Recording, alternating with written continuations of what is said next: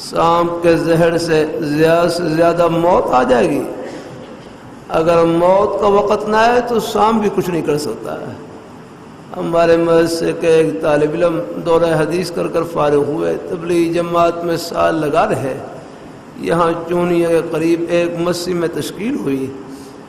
مسجد ویران تھی, انہوں نے کوشش کر کے مسجد کو صاف کیا, اللہ کے گھر کو صاف کیا. رات کو گرمی کے موسم میں مسجد کے صحن میں آرام کر رہے تو جنگل کا ایک سانپ آیا اور سانپ ان کے بسترے میں داخل ہو گیا.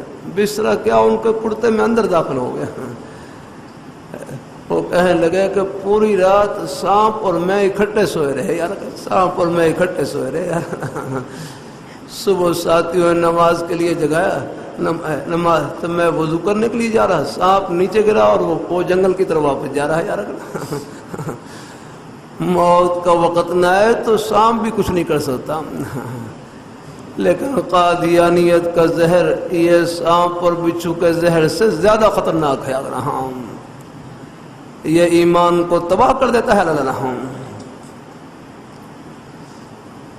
اللہ تعالیٰ اپنی مہربانی فرمائے. اللہ تعالیٰ اپنی عرض کرتا رہتا ہوں, اس زمانے کی ہوشیاری اللہ ایمان کی سلامتی کے ساتھ اللہ قبر میں پہنچا دیا. ہاں یہ ہاں